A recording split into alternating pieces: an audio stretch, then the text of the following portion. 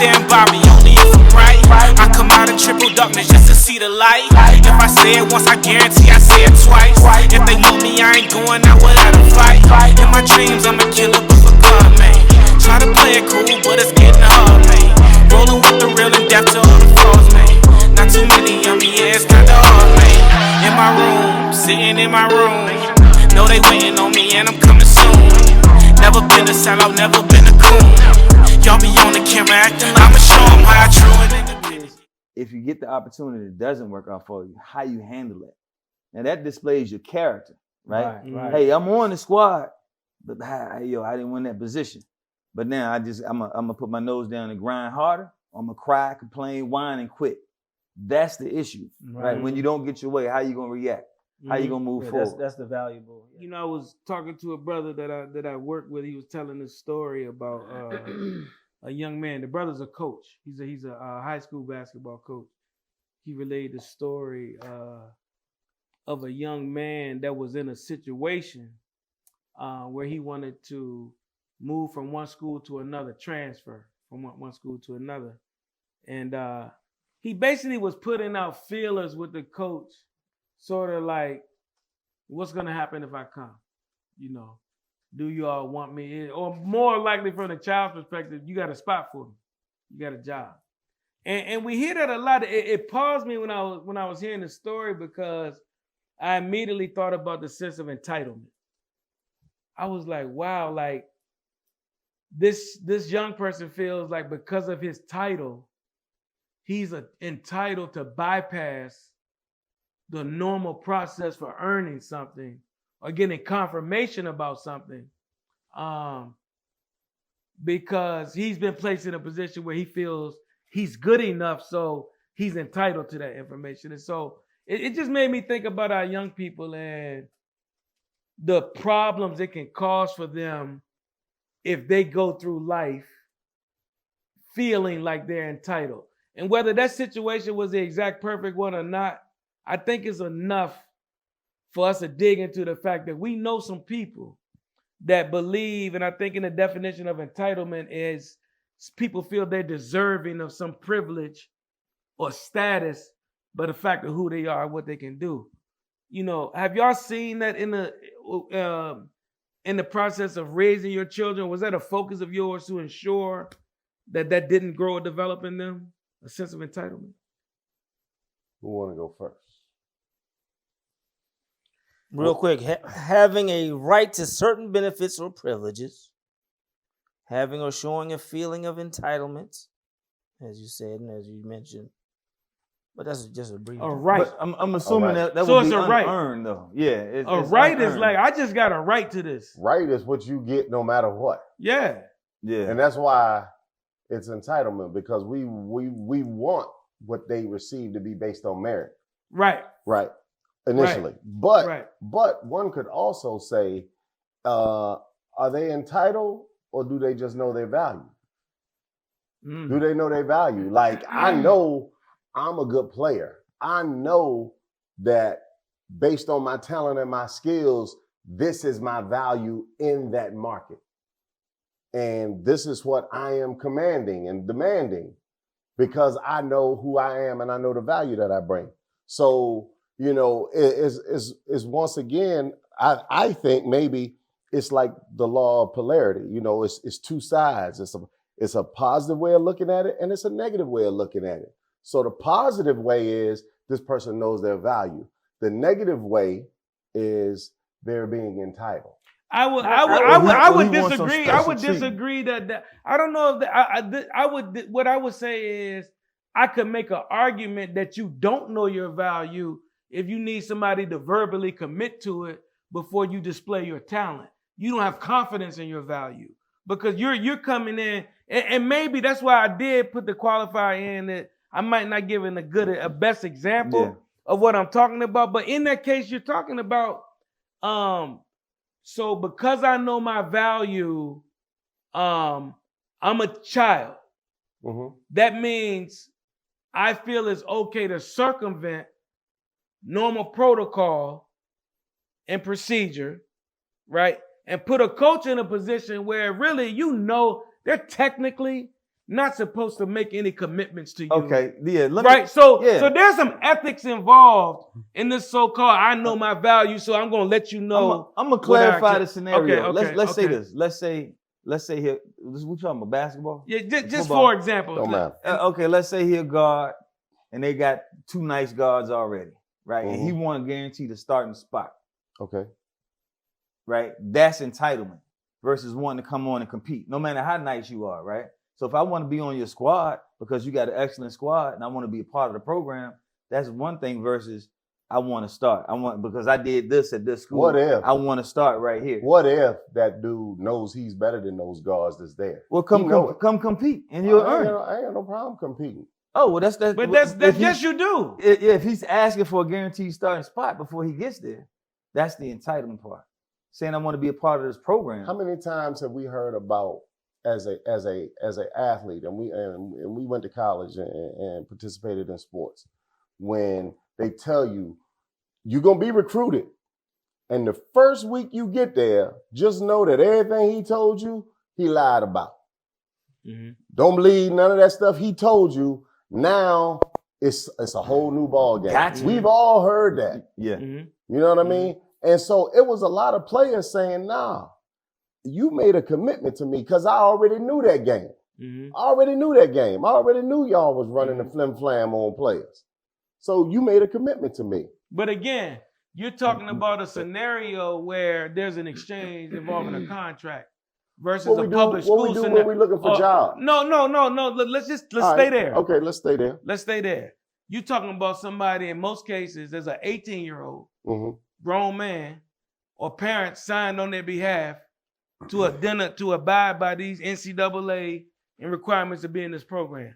So yeah, he might have lied to you. You signed the contract. In high school, they all afforded the same thing. They all afforded an equal and just education and opportunity, equal rights under the law 14th Amendment. So you can't take a standard where the college coach has a flexibility, and they still not even prime. They might, very few people, they probably say, I mean, basketball, they might say you starting there. But my point is, with the high school kid, again, is it's illegal or unethical against that coach's contract to respond to that question in the affirmative, right? It's unethical. So to me, if you're a father and you're allowing your child to pursue it in that way, then you are an enabler of entitlement, whether that child think he has value or not. The way you're telling him to go about it is to get it without the merit process. And so to me, even if it's not a direct example, and conceptually, that's an entitled attitude of spirit. I agree with you. Yeah. Man, he had to get it from somewhere, because I was about to say that was something he must have done. But I thought you was going to push me on. You know what I thought you was going to push me on? What? The game done changed. It has. I mean, down to high school. But I think the distinction we wanted to really make is that it becomes entitlement the moment merit is not a factor. Right. That's what I would say. There you go. So as soon as we remove merit from the request, now it's not knowing your value. Right. Now it's entitlement. Right. So, and I just wanted to kind of talk to get to that point. Yeah. That's the distinction. You know what I mean? That's the distinction for me. You got to be crazy. That's why I don't like my initial example, because it's so many scenarios in high school now. You got public school, but the private school game is just like college. Yeah, absolutely. I mean, they are doing that. Yeah, he's gonna start. Yeah, absolutely. I mean, you know what I'm saying? But you know, I think the reason we having this conversation is because there are a group of people that will say, "Hey, I just know my worth. I just know my value." Yeah. And I wanted to make the point that no, it's not knowing your value if merit is not a component of this. Right. So that's really the point I was hoping to make. But you point out something that's important, I think, though, Joaquin, for us that have coached young people and that do coach, though. Part of the reason why this has become a thing is because of unfair coaches. There's something. You know what I'm saying? So I wouldn't have to put my feelers out there. So I'm supporting you now because it's beyond the value argument. Look, there are some coaches out here that are on some stuff, absolutely, and messing with children's lives So it behooves a parent to check to see where you see my child fitting into your program. Absolutely. Yeah. Absolutely. And when you talk to a lot of players, and this is not just a sports conversation, you know what I mean? I don't want to make this about sports because it's entitlement to toys. If you're talking about little kids, it's entitlement to the car keys when they're 16. You know what I mean? It's a lot of aspects of entitlement that those will be the ones that we get more that we really gonna talk about. But really, it is about the coaches, the parents, and you got spoiled brats, man. You rolling up in here, and it's one of the things I talk to a lot of college coaches, and one of the things they always will tell you, if they can watch a kid play. And at the end of the game, one of the things they're also watching is the parents in the stands. What kind of behavior are the parents exhibiting? Because that's going to tell me what I'm bringing into my university. If I recruit this kid, right. I'm gonna know a lot about what kind of parents he bringing. And that's going to impact whether I make him an offer or not. You know what? I just don't want the hassle. I can already see they're a handful. And parents need to know that, as a coach for 20 years. How long? Over 2 decades. Over 2 decades. I know college coaches will absolutely make a decision, negative or positive, based on their parents, without a doubt. And parents need to know that. So the way you conducting yourselves in the stands, it is impacting your kid. Yeah. And the coach is not thinking, they just support their son. That's not how he's looking at it, because the support has to be done in the right way. Yeah. You know what I mean? Yeah, because you're going to be calling him. Hey, bro, I know for a fact there are players that now, in the past, have played at the University of Virginia, and their parents have called the coach talking about playing time and how much they playing at that level. At that level. Oh, I know of one too, and he ended up getting sent home. Is that entitlement? Absolutely. Yeah. And look, that is high. James, I got a question. Somebody say you standing up for yourself? I've been working hard. I got to practice every day. That's my point. And so that's why I talked about the merit piece. Yeah. Because parent, you're not in practice every day. Parent, you don't know he missing curfew. Parent, you don't know he 5 minutes late to workouts. All right? So don't call me talking about why he not playing. I ain't never had no problem with a parent coming to me about their kids playing time. You know why? Because if you come to me, I'm going to tell you exactly why he ain't playing. Because guess what? I would like to win too. Listen, man, we got to be careful. And it's not a sports conversation. See, this is, but let's talk. When we go on that entitlement, it can be. It's all good. It can be. Because we can do part two. Yeah. But this is the thing, though, because it's important. Because you know why this is not just a sports conversation, we say that? Because, damn it, we got too many of our children's lives hooked into this sports shit anyway. Yeah. You see what I'm saying? So we might need to stay on it, because if they're going to be in there and you putting all of their dreams in it, then let us help you understand the values that will help them be successful once they finish and they get off that bus that everybody going to get off one day. Because all of our career going to be over one day. You're going to get off the bus. Everybody. You know what I'm saying? And so in that whole entitlement piece with the parents, part of it is this. When we talk about being comfortable with the pain, brother, listen, man, sometimes I can't walk in that dark room with you. And you just going to have to go in it by yourself. Because you know why? Because you're a man now, and it might be politically not expedient for me or you to approach this gentleman with so much power in this way. And I need you to figure it out. Yeah. Before I get involved as a parent to come to a university official who has your $70,000 on the line, right? Over some playing time. You better go talk to them adults in that program that recruited you and that you know have his ear, and find out your way out of his doghouse. And if you go do that and you say none of them got nothing for me, then it's time for me to see what's going on. Well, guess what? What I have discovered is that the kids that got parents that's going to tell them that don't have these problems. Because they're already accountable. Right. They already know. They already know, man. Once again, I coached for a long time. How long? All right. over 2 decades. Yeah. And here's what I 20 know. years. Here's what I know. There would be parents that would come to me and say, Joaquin, listen, while y'all on this trip, I know y'all gonna be gone for the weekend, but if my son gets out of hand, you got my permission to deal with him. And every single parent that would ever say that to me, my immediate response to them was, any parent that comes to me and tells me that, I already know I'm not gonna have no problem with your kid. Right. Simple as that. That's right. Yeah. Simple as that. So I already know I don't have no problem out of Junior. Yeah. Cause you got him straight before you sent him to me. Right. Right? So let me ask you this. Let's talk about let's talk about a high school scenario. We shop in private schools. What would you tell the parents when you're dealing with a coach that will tell a kid, I got you. I'm gonna do A, B, C, and D for you. Do they trust that process? Do they trust that that's gonna happen? Or should you just say, hey, you want to be in this school, in this program, and just earn your way into it, and whatever happens, happens. But how, you know what I'm saying? It's the like I don't want to talk all the time, but it's like anything else. Why not? Yeah, well, since 2 minutes ago, it's like anything. You have to evaluate the individual you communicating with and building a relationship with. And that's why you go on these visits, and that's why you spend time with coaches, and that's why you talk to former players. Right. Don't talk to the players that's there now. I mean, that's helpful. Yeah. Talk to some dudes that played 3 years ago. Do your research. Talk to a dude that transferred.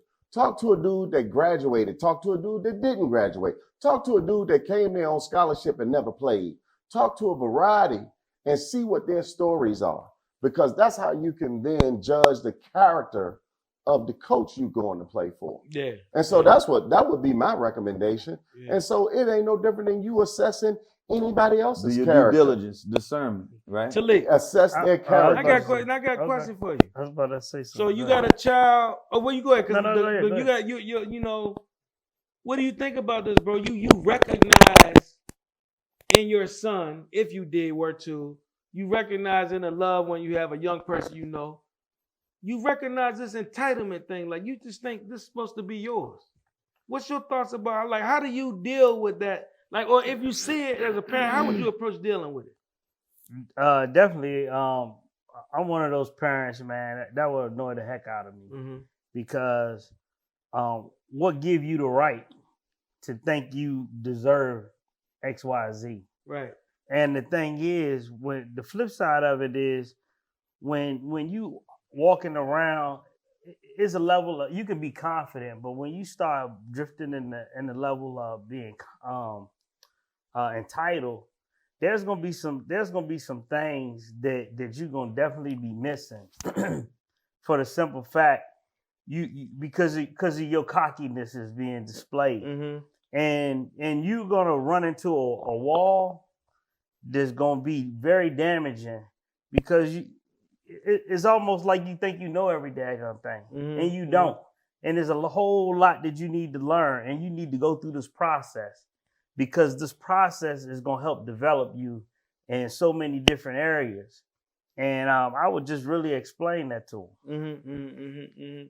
You know, the government, I don't know, I'm taking it, and that's why I could go in so many ways, because Joaquin talked about, you know, it's interesting how the government calls welfare. All of these programs, Medicaid, whatever. Medicare entitlement programs, right? Yeah. Interesting. That's what they call them. Yeah. They call them entitlement programs. And so when you say, look at how they play in the language, right? When you spin the language, you say, we're going to cut entitlement programs. Don't sound too bad, does it? Right. Wow. But because we sit here talking about, so there's words in English. I'm the English major, right? There's two words called amelioration and pejoration. Y'all people say, like, that's pejorative, right? It's the usage of a word becoming less positive or more positive over time. You know what I'm saying? So, and like, for a quick example, the word cool used to just mean cool. Temperature. Well, now it means, you know, it's a description of a person.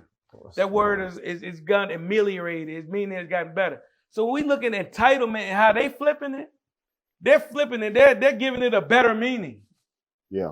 Cutting entitlement. I mean, they're rather making than, the cut rather sound. Than in that example, everyone's should be entitled to medical care or food and shelter. rather than that being a positive. They're saying we're going to cut But entitlement program. Yeah, Republicans spin it as we're cutting entitlement program. Right. They're entitled.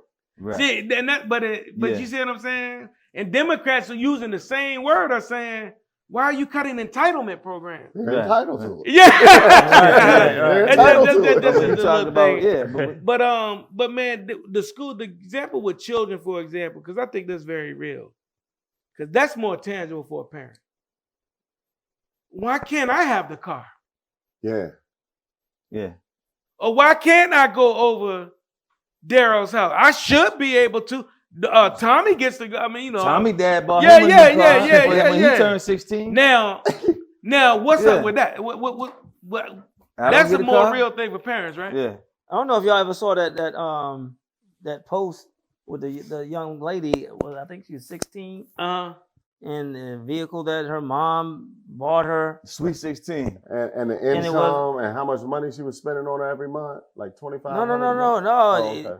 It wasn't what she had wanted or something like that, and she was like, you know, and I think it was a nice luxury vehicle, like a Benz or something, and she was like all upset because it wasn't what she felt was a C-class. She was entitled to, and was like, yeah. You know, she's How just dare basically you. saying that was lame. What the mama do? The mother was just sitting there in awe and in shock, like you get nothing. And that's why I think she recorded. Yeah, She's like, "Can you believe my daughter here is?" You know, and it was just the epitome of entitlement. Hey, I saw that happen for real. And she was like, "This is not enough. I don't even want it, Mom." That's what she was like. I don't even want it. Catch the school bus. My brother-in-law. No problem. And I'm gonna call his name. My brother-in-law Tim. No. My brother-in-law Who Tim. you said? Tim Johnson. Oh, no. We're not calling names. Yeah, I'm calling his name. He was 16, something like that. And he was a baby. Blue went out and bought him a car. Oh. And brought it to the house. And Tim stood in the door. He didn't even go outside. He looked at the car outside through the door and was like, I don't want it. I don't want it. He was dead serious. Wow. What kind of car was it? Yo? What the car I don't was? want it. I don't even remember what it was. I think it might have been a station wagon or something. It wasn't the wood panel station wagon. I don't know what it was. I can't remember. Wow. But Tim was like, I don't want it. But and what Mr. J do? Here's the thing though. They took it back and got him a different car. But here's the thing though. Now, is this right or is this wrong? Wrong. In Tim's defense, he's the youngest. Mm-hmm. So Tracy got the car she wanted. Travis got the car he wanted. And now he like, wait a minute, why can't I get the car I want? What I want? You know, times have changed. Exactly. I said it before. You know, you don't always get the same parents. I was about to say, your parents might be in different levels and whatnot. Travis and Tracy done soaked us dry with Tim. I'm sorry. I think one of the things. But that's a little sidebar though. No, I think one of the things we felt like when you think about when I was thinking about the initial story, because the reason why I told that story because I was literally thinking about the mentality of the young man, right?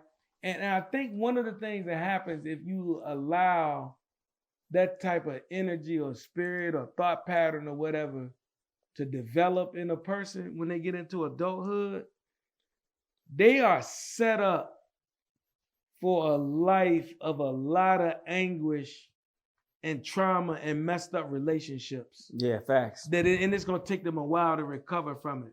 Because really, when you look at entitlement, if we say I'm deserving or I have a right to, we're getting into arrogance.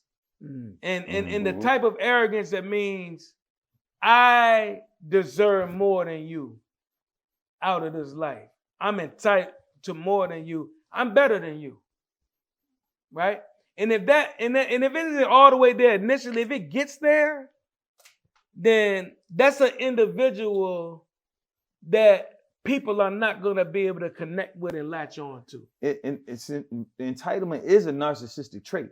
Okay. By the way. Yeah. Okay. And so, but again, using the kid, the child, and the athletics thing, right? You want a confidence. You want a borderline arrogance, but you want to be humble. You know what I mean? And whatever you do athletically, right? You want to be humble, but you want them to be confident, but you want that to be rooted in work ethic, right? And you want that opportunity. The thing is, if you get the opportunity that doesn't work out for you, how you handle it. And that displays your character, right? Right. Hey, I'm on the squad, but I didn't win that position. But now I'm gonna put my nose down and grind harder. I'm gonna cry, complain, whine, and quit. That's the issue, right? When you don't get your way, how you gonna react? How you gonna move forward? That's the valuable, lesson that needs to be discerned and taught. Exactly. And I want them to be confident, and that's not even the issue with me with entitlement. Because I want you to say I'm better than him. Yeah, right. But I want you to know you're better than him because of the work you put in. Exactly. Yeah. He can be better than me. Yeah. That's different than saying I'm better. You understand what I'm saying? Absolutely. He can be better than me. I put the work in. Yeah. Right. In this way, and I know what I'm willing to. I know what I've done from back there to here, and what I'm willing to do from here on. So what would you say to a parent, James? I was going to say, what's some examples of our kids acting entitled? I was sitting here trying to think as we. All right, how about this? When have you all talked to the coach about your son, and what was the situation? I have never talked to the coach about my son. Me either. That's like that. You told him that my son was terrible, Till. That's what you told him. No, he told laughed my son that. He only had one him opportunity. He was the coach. Yeah, he was the coach. You know what? You know what? For real though, I've never done that, and I believe it hurt my son. Peace and blessings to all of our businesses who are interested in advertising. We have great affordable rates. And if you'd like to advertise on our B2M Crew podcast, please reach out to us at b2mcrew5@gmail.com. But I did it twice. Okay. I did it twice, and I coached over 15 years. How long? Over 15 years. A decade and a half. Yeah, decade. That's funny. One time when Jeremiah was, I think he was about 10 and 9, he might have been like 9. They call it pony football up in our area. And he was starting in football. And he stopped. And when I was and I used to go to the practices in the game, I just asked him why, and he didn't know. I said, well, what you going to do about it if you don't know? I said, you need to find out. So since he didn't want to find out, now let me tell you what I thought he was entitled to. The opportunity to know. Right. That's your right. You gonna know why you're not. So playing. when I go to the coach, now listen, the only reason I went to the coach is because I told him to do it, and he was hesitant to do it. Right? Mm-hmm. And I knew his hesitancy wasn't based on the fact that he was out there messing up in practice and was hiding it from me. It was hesitant to. So I said, I got a model for him that you can go do this. But how old was he? About 9. Right. So now then when he did it, then when we did it, in the shout out to Coach Buck, Greg Clark, Virginia State University quarterback, Hall of Famer. I went to college with him, but that wasn't what it was about. I say, hey, man, he wouldn't, Jeremiah. He said, he think he wants to ask you, but this is going. Oh, we made a change, went over here with what he be back. We straight. He definitely don't even worry about. I'm glad you care. See, you could have asked him that, right? And then he said, but you could work on, all right. And so that was that situation. But that to me was an instructional piece for me. Amir was in the 9th grade at playing baseball in high school. And then I'm not at these practices. I don't know what's going on. I'm just going to the game. I'm at every game. See 2 or 3 games, not playing, 2 or 3 games. Nothing, doing nothing though, right? And then I'm seeing guys in those positions, 0 for 4, 0 for 4, 0 for 3. I play baseball, you ride it out, give people shots here, in the slump. But after a minute, you like, this ain't no let slump. Me get somebody at bat. You 0 no for good. 3 today, let me get somebody at bat. What's going on? I don't know, I'm straight. Everything good. What's going on? I don't know. They don't want me to get involved, I know. But then you don't have Why enough don't answers. want you involved? I don't know, because I'm going to go ask. So, and this was high school. I know he didn't want me. I was like, same thing. You got to ask. You out here every day. You don't know what's going on. You're frustrated. Let's do it. Hey, coach, how you doing?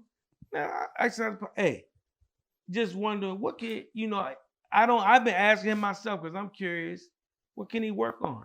What does he need to work on? He was fumbling around some generic stuff that he said that I knew wasn't true. You know what I mean? Okay. Right? So you And get a different response this time. Yeah. And so I said, okay. Now that is, we ain't blowing up. That's what it is. Wow. I said, now, let me talk to you about politics and baseball and racism at this level. Right? I said, you in a system, right? You gonna wait it's a your turn system. I don't care if you might be better than the sophomore. He was here. Give you over 20. So you mean after talking to the coach, that's what you That's realized? what I recognize that. Oh, okay. So it ain't like I ain't say nothing to the coach about the time. Thank you. So my thing is, if you go to the coach, it should be, if you have to get involved, ask the question. That's it. Right. What can he do? Can you help him understand? After that, you out of it. Because you want your child to do that. Right. But out of that, there's nothing you can do but make it worse. And I think coaches can respect you just saying, hey, what can he do? Yeah. I A good coach, you know what I'm saying? absolutely Yeah. A good coach welcomes that. So, but if you entitled, that you like somebody owe you, and sometimes this child might just suffer though within it. Like, you know what I'm saying? You might just end up suffering because it's a bad system sometimes. I don't know. You got an example? Oh man, I was just thinking about Gabriel was playing ball his junior year, and I had asked the DB coach what he need to work on, and he said footwork, like that, right? I said okay. I said, well, what about footwork? Oh, it's just his footwork. And I said, okay. He didn't know you played DB. Yeah. What? I said his back pedal breaking on the ball, his turning. He's not opening up his hips. You're not driving on the ball. Oh, you was way past. Yeah. So what is it that he need to do? You know what I mean? In specific, what do we need to work on? And so I just left it like that, right? I was going to allow him to be more specific, right? But he didn't. So fast forward to his senior year, right? He's balling out. My son balling out. One game we played, they set him and benched him, right? Didn't get beat, nothing. And I'm like, he must be hurt. Something happened, right? So, you know. And but now I've known the coaches, right? And so I said, hey, Gabe, were you hurt? Nah. But he went back in the game. And then after the game, coach came up to me. Want my decision. I don't know why they took him out, right? I don't know why. So I know he was entitled to play. He earned it, but I don't, you know. So I said, okay. So I didn't say nothing to the head coach or whatever. I didn't do anything. Bro, team was undefeated, right? We played one game against the squad that had this nice quarterback. It was one of them games where they put up 59 on us, but we won. It was like 65-59. They threw about 6-7 touchdowns on us. Everybody got beat. That was the first time Gabriel got beat all season, right? And game, I think it was game number 9, right? But we won. But everybody got torched, right? All district other corner got beat, safety, whatever. We playing our rival. He not starting. What? You know what I'm saying? Well, and so I said, you need to talk. So anyway, long story short, I keep trying to get him to advocate for himself. Speak up for yourself. I was about to say, did you ask him? What are you doing? Yeah, you need to talk. You need to speak up because I'm not going to be here for you. And this is why we talk about sports. We love sports, but it's an analogy for life. You got to talk to your teacher. You got to talk to your boss. Yeah. If you the leader, if it's your company, you got to communicate with your customer. Right. You know what I mean? You got to communicate. You got to ask clarifying questions. Why? You know, and you got to speak up. I'm not going to be there for you to speak up. You got to, you know, and so I'm telling him, I'm putting it on him, but he don't speak up, right? And so now I got to go say something to him. And but all right, so back up to your original. I like that nuance you just made because at the end of the day, it's nothing wrong with entitlement. You are entitled to what you earn. Yeah. So now it ain't entitlement. It's knowing your value. You said that. The polarity. Yeah, but I say, I said it's not entitlement. What's merit is a part of it. No, but it still doesn't mean the way you go about it normalizes unethical tactics. Say that again. So it shouldn't be like just because you know your value, I can't put this coach in the position. Hey man, come on, tell me if I'm gonna start. And in the rival game, and we undefeated, and you're not gonna start. So then I asked him, and he was like, well, sometimes when you talk to him in practice, he just like it's a dead stare at you. He don't acknowledge you and stuff like that. And I said, what do you make him speak to you? Make him acknowledge you. It's okay. I don't have a problem with that. You know, if you talking to someone, it's a matter of respect. Yes, sir. No, sir. Yes, sir. I got you, coach. I hit, you know. And then so now I'm dealing with Gabriel. Hey, I think this may be a personality thing. You know what I'm saying? Because as a coach, if you're not talking to me, Carter, I'm gonna make you engage me. Daryl. You know what I mean? Yeah. You calling the next person. Right. Yeah. So this coach don't have to do all that. Yeah. So I'm telling my son, you have to be an effective communicator. You ain't got to talk a whole lot. See, I called it a network. I said I recognize what type of system they had. Yeah. But you know, he has to communicate. He could be looked over. Yeah. It had nothing to do with his skills or what he was doing on the field. Say if you walking around the track, right? And we all take off and we all go around the track. And y'all James walking at a 4 mile per hour clip. You walking at a 3.5 mile an hour clip. Talik walking at 3, John walking at 3.2, and I'm walking at 2. Right? And y'all like, man, we walking around here, man. Look, y'all talking, enjoying it. The walk. I'm too far back. Y'all keep looking back. Corey, come on, man. Y'all laughing and joking. And to yourself, you're like, I don't know why he won't get up to pace with us. But I'm just as content. I'm even content that I can just see y'all and hear y'all, but not in your conversation. Y'all go ahead. I'm good. Right. I'm not tired. That's just the pace. Yeah. Right? So I wonder why and to what extent do we want people to lock into what pace we think is normal? The urgency that we think people should have. So when he said, I am okay, it don't matter that much to me as it mattered to you. And to you, I'm accepting abuse. But to me, it just doesn't matter. Right. But why does it matter so much to us? It doesn't. Listen, if that's your personality, that's fine. But when it comes to crucial points in your life, you're going to have to speak up. You're going to have to be heard. You have to be seen. Yeah. You have to be accounted for to somebody. You know what I mean? And so you can be laid back, but when it's time to step up, it's time to step up. But best believe they're going to learn it. Or you get run over. I mean, that's what I'm saying. Yeah. Either they're going to, and this is what I'm saying. Do a chicken hatch before it's time for the chicken to hatch. It don't. No. So if I want you to, I know you got the mama chick, the hen. Yeah. I know you're gonna have to get up out the shell. I know you're gonna have to notice. I know you got to, but that chicken ain't coming out that shell until it's coming out the shell. And until then, they might suffer some pains and all of that. And that might be what boisters them up to then understand, and there's nothing wrong with them. I just don't, you understand? I've been in education long enough to know that these pockets of development and growth aren't always a deficiency. And if you we gotta be careful to not make the child think it's a deficiency. Hey, listen. Do you understand what I'm saying? And I've coached for years as well. And when you're a good coach, you'll be like, okay, he can play. He's demonstrated he can play, but he's not a communicator. You understand what I'm saying? And so one of the things I did, and especially with football and basketball, right? I would put some kids is going to just be natural leaders. I'm going to lead the line. I'm going to do this. Okay, great. So I let that happen. And so you let it work itself out, right? Oh, this kid a natural leader. This kid ain't afraid to speak up. That's awesome. But guess what? I want by the end of the season, beyond the technique that I'm trying to teach and the effort and the X and O's, I want all these kids to lead the lines. I want all of them to lead the layup line, to lead the stretch line from exercise. I'm going to develop leadership skills in them that they don't even know that I'm doing. You know what I mean? Correct. So you don't even have to talk a lot, but you're going to start the stretching and the jumping jacks. And then I'm going to put those guys in position, and I'm not going to penalize him just because he's not as much of a talker as this kid, or a natural leader. Just like sometimes you got kids like, coach.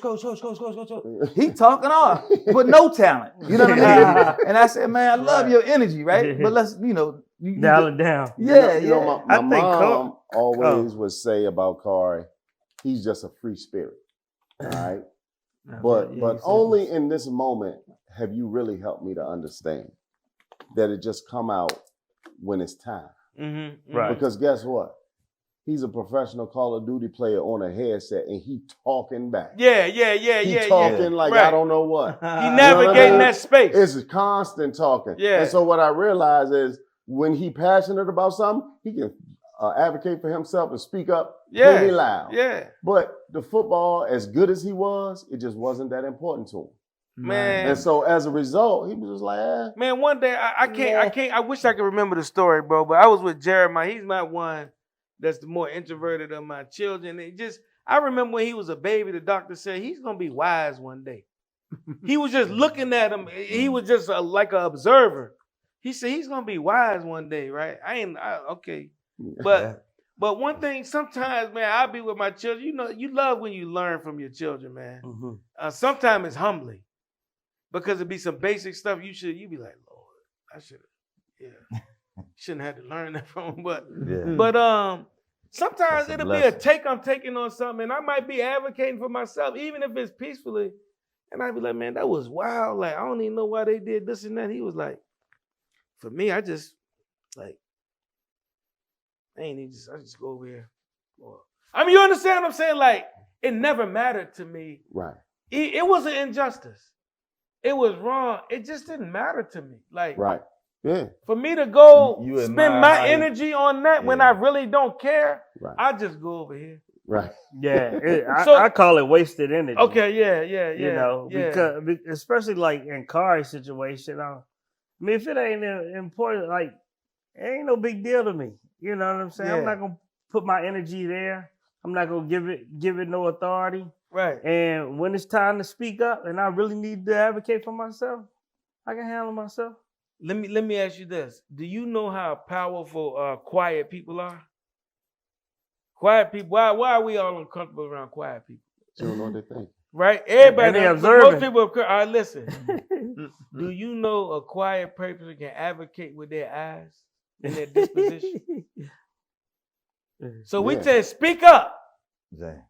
I have seen my son. I have seen Jeremiah look at people sometimes or just not react. And it did all the advocation by 5 minutes of talking there. He ain't said a word. I'm unbothered. It looks as if to you like what you said to me is just stupid. Yeah. I'm not disrespecting you, but I'm just looking at it's just a stoic like they got energy and all. He's just like, okay. They're moved. And so and even like so with Kari, with all quiet people we know, their behavior and their disposition speaks volumes, bro. Yeah. Like it's a lot of stuff I be thinking about. It's like, really they got a patience that most of us don't have. Because you know how you get those people, if anybody has, I don't have this in my vocabulary, I don't. If anybody got this in your vocabulary, then you don't understand the power of quiet and introverted people to move people with no words. If you got this in your vocabulary, they got the right one today. If you can leave your house and say they got the right one today, or, oh yeah, I was here for that, and all that, then you think people should be advocating all the time with their mouth. Right. Yeah. Because that's your spirit. You ready for the fight. That's funny. But if they're a peaceful soul and just like, it ain't worth it, do you know how they say the fewer the words speaks volumes? Yeah. That's just them. I mean, it's crazy. And we talked about entitlement, but what about you have situations with kids and being entitled to the car or the car keys, or maybe just even their room? You know, one of y'all told a story about, you know, this is your room, man. This is your space. Your mom just can't come in here. Oh yeah, that was Ari Spears. Like his white friend spent the night. Oh, right. Like, you know what I mean? Hey man, she can't just bust in your room, man. This is your space, man. So you tell your kids you entitled to food, shelter, you know what I mean, some love. You those basic needs. That was a scene from Mama Fences with Denzel. In the movie. And he said, when you gonna love me? Who said I had to love you? Yeah. That was crazy. Right. Yeah. So you're not entitled to love. Wow. Yeah. Yeah. That's some old school. That's a broken man. Yeah. That's a different conversation than that. Yeah. So it's, but like you say, sometimes there's a line between advocating and entitlement, right? Because you got to advocate for yourself. Advocate. And let me finish up Gabriel's story. So he didn't start the last game, right? Mm-hmm. set out one series, came out and played a great game. So I was thrilled with his attitude and his energy, how he bounced back, right? But the lesson really in that was, again, to speak up.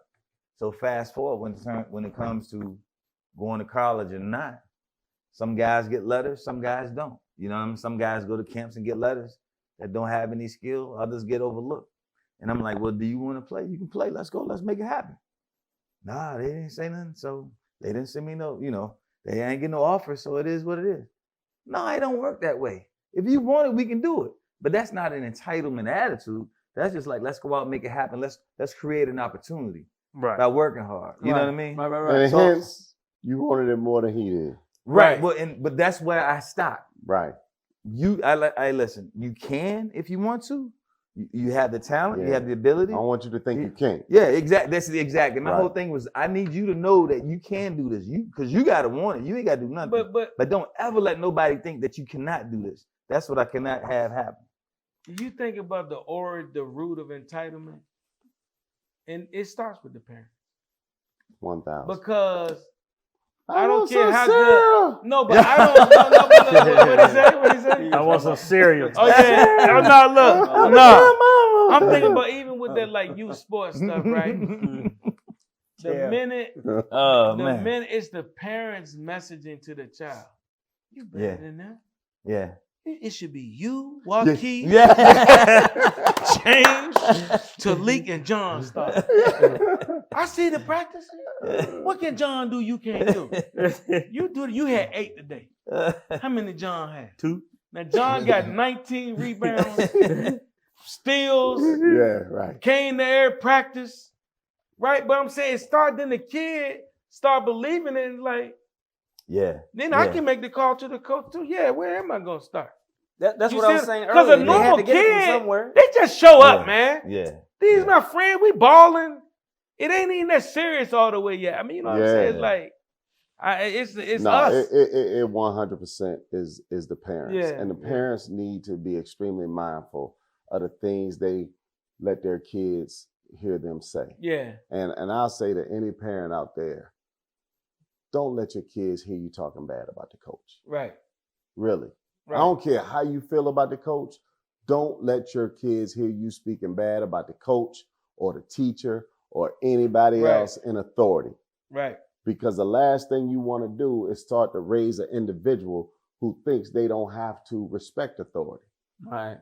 Okay. Or make excuses for their average performance sometimes. Right, exactly. Because they are subpar. And now they making excuses for their behavior. And next thing you know, you got a spoiled, entitled brat that you're gonna have to take care of when he's 42 years old. No. Yeah. Because this is what we're trying to avoid. Yeah, that's a fact. We're trying to raise young people who are responsible young adults who can take care of themselves and provide for themselves. When we raise entitled people, we're going to produce individuals that's going to need to be taken care of. Right. But look, and let me say this. Just the one last line, I done heard it. We all done heard it. As parents, if you don't raise your children, you're going to raise your grandchildren. That's a fact. Yeah. Wow. So that's a fact. You need to make sure if you don't want to, you want to be enjoying grandchildren. Instead of raising them. You can enjoy your grandchildren when you have raised your children. That's a fact. But if you ain't raised your children, don't be surprised when your grandkids get dropped off on your front porch. Right. Don't be shocked. For extended periods. That's right. You know what? For you to do the job you didn't do 20 years ago. That's a fact. Now it's time to do that job you dropped. The ball you dropped 20 years ago, now it's time to do it. So raise these grandkids now. Because you ain't raised your kids. Message. Yeah, that was It's the B2M crew. We in Fayetteville, Georgia, outside of Atlanta at Win Productions. Executive produced by iHeartMedia, radio's finest, Tyreek Wynn. It's the B2M crew chopping it up tonight about entitlement, character, and merit. It's the brotherhood, 40 years of friendship, 12 sons between us and a daughter. We just chopping up with you, sharing with our stories and some insights into how we can make our children and community better and reclaim some of the essence of what makes us great. Joaquin, you got something to take us out with, bro? Yes, sir. In the words of the great Frederick Douglass, it is easier to raise strong children than to repair broken men. Yeah, Peace. We out of here. And I won't stop until I'm winning. I'ma show them how true and independent get it. Whole game changed by the time I'm finished with it. We about to get this business handled in a minute. And I won't stop until I'm winning. They don't want me in the office 'cause I